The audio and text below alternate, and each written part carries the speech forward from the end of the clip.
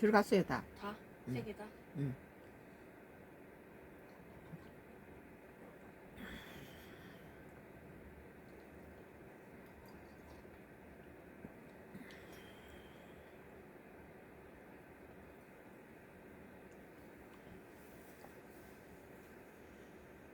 예정도.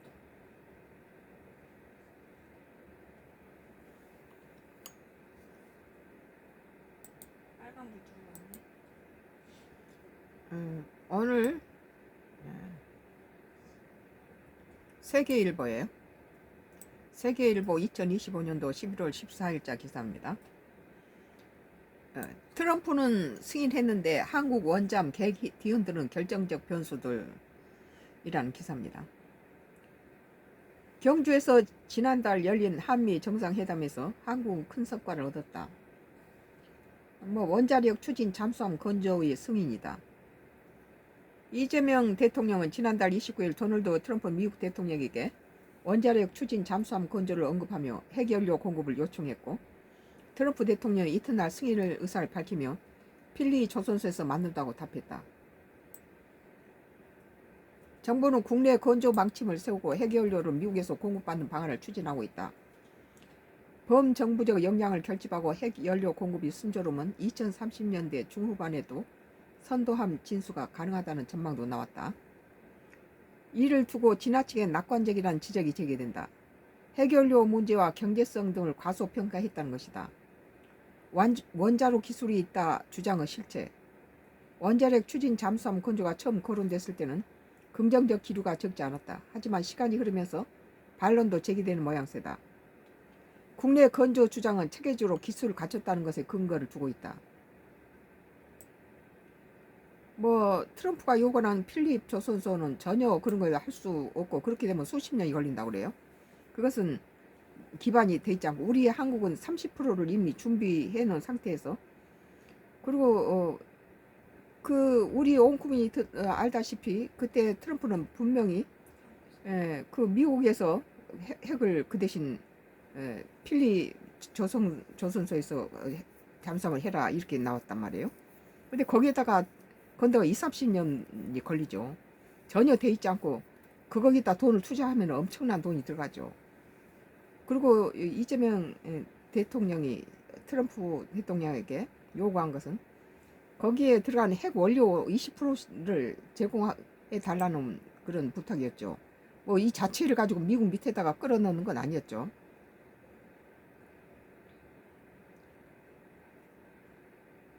국내 잠수함용 원자로 기술 토대로 거론되는 소형 모듈 원자료와 혁신형 SMR은 개발이 진행 중이다. 2028년까지 설계 인허가 마치고 실증과 시운전을 거쳐 2033년에서 2035년쯤 상업적 가동이 이루어질 예정이다.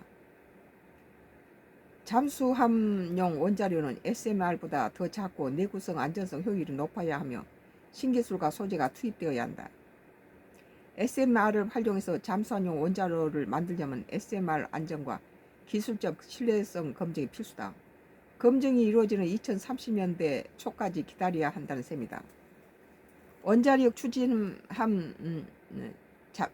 잠수함 건조 과정에서 핵심적 요소는 핵연료 농축률이다. 농축 수준에 따라 선체 건조는 물론 잠수함의 항해와 작전 수준도 달라진다.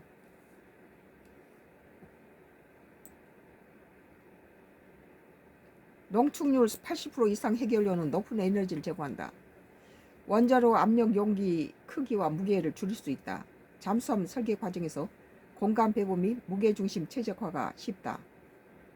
반면에 농축률 20% 미만의 핵연료는 에너지 밀도가 낮아 출력이 상대적으로 떨어진다. 그러겠죠.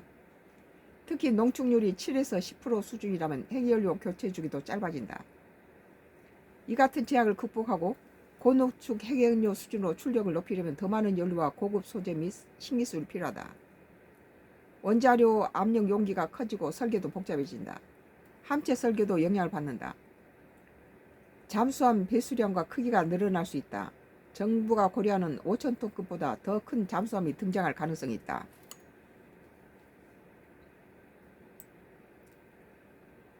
5,000톤을 넘어선 프랑스 해군 바리쿠타 원자력 추진함 잠수함보다 커질 수 있다. 이는 건조비 및 리스크 증가로 이어진다.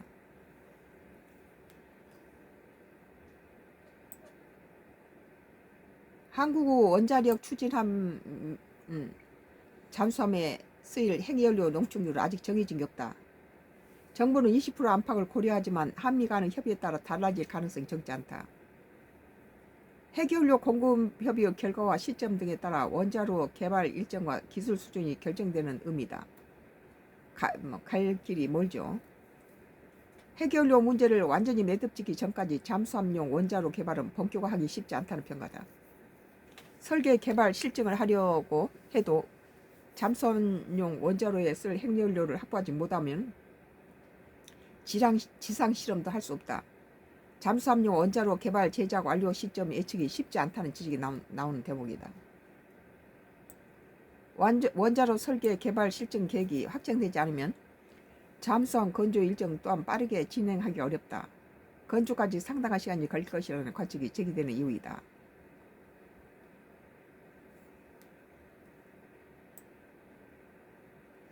사척만 만들고 끝나면 손해. 업계는 원자력 추진 잠수함 국내 건조는 가능하지만 사고 연속성이 필요하다는 입장이다.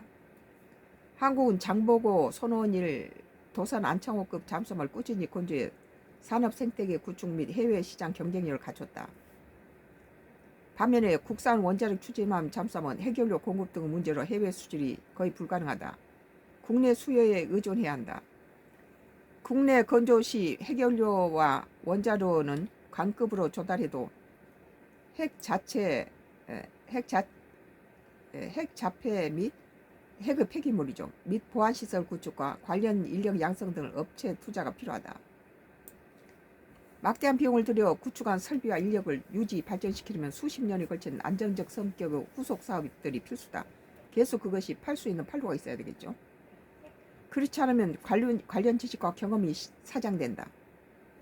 1980년대 F5 전투기를 국내에 생산했으나 후속 사업이 없어 설비가 버려지고 노하우가 사라졌던 전례가 있다.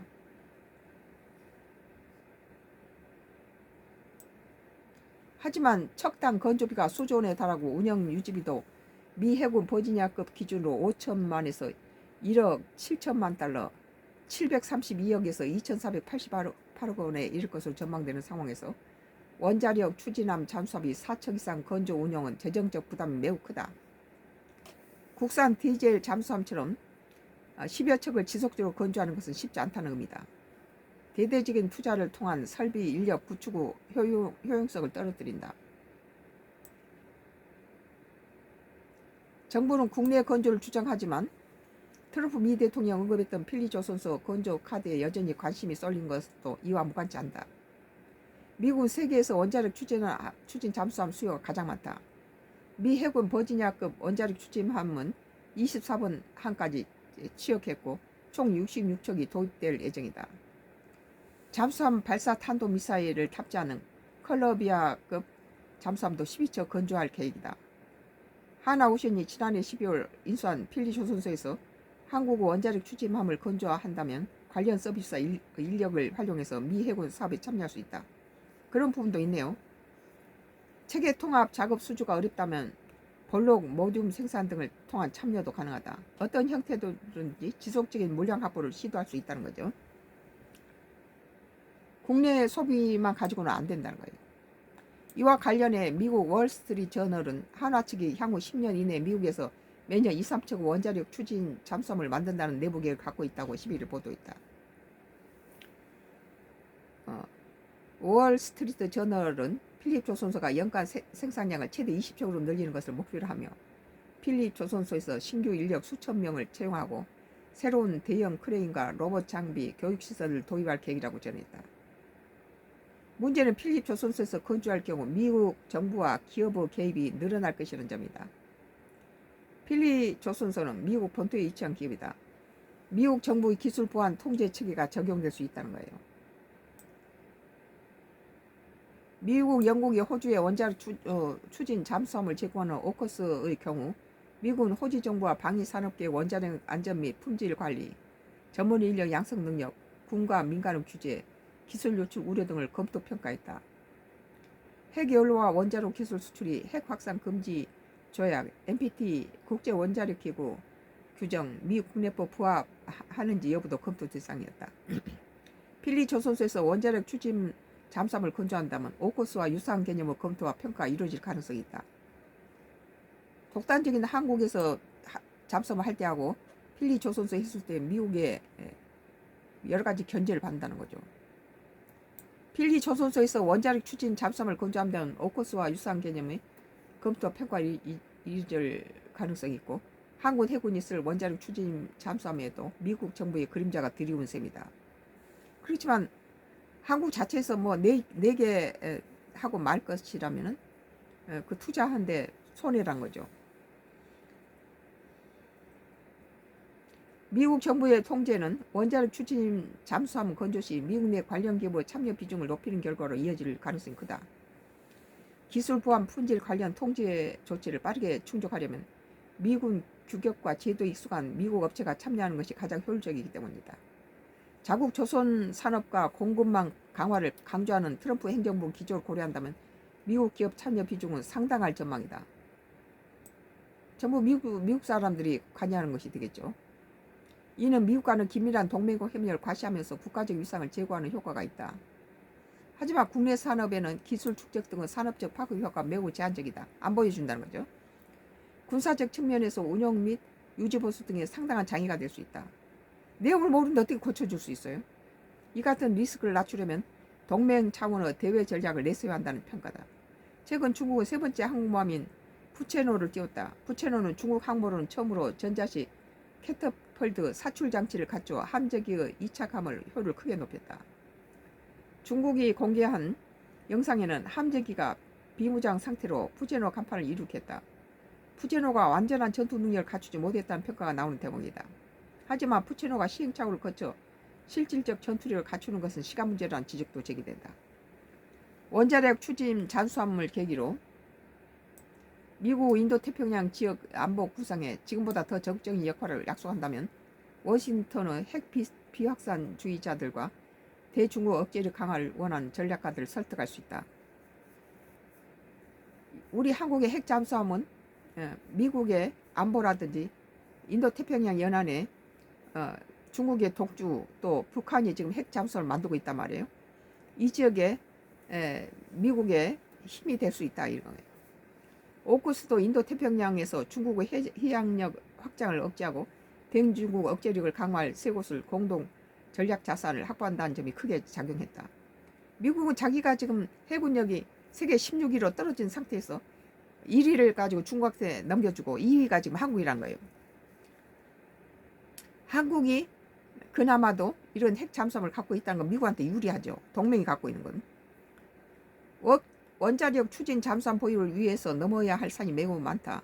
그러나 미국에서도 우리 한국에 핵 잠수함을 갖는데 그게 자기들한테 유익하다는 것을 알고 있기 때문에 뭐 그 나름대로 뭐 최대한의 이익을 다 빼먹겠죠. 그렇지만 우리 이게 군사적인 그런 동맹 입장에서 우리 한국의 핵 잠수함 건조가 미국의 군비 확장이나 여러 가지 그 미국 조선을 위해서 굉장히 큰 역할을 할 수 있고 또 인도태평양 연안에서 미국의 동맹에 힘이 돼줄 수 있죠. 하지만 이번 기회를 잘 이용한다면 인도태평양 지역 안보 무대에 사용할 카드가 얻게 된다. 성과주의에 사로잡혀 단기간인 결과를 얻는 데 집착하는 대신에 장기적 관점에서 관련 요소를 짚어보는 자세가 필요하다. 그렇지 않다면 원자력 추진 잠수함은 국가적 위상을 과시하는 도구로만 머물 것이다. 이걸 지혜롭게 잘 극복해야 될 것 같아요. 오늘은 세계일보가 2025년도 11월 14일자 기사 트럼프는 승인했는데 한국 원잠 계획 뒤흔드는 결정적 변수들이라는 기사를 썬가크루스 나의 정치 코멘트로 했습니다.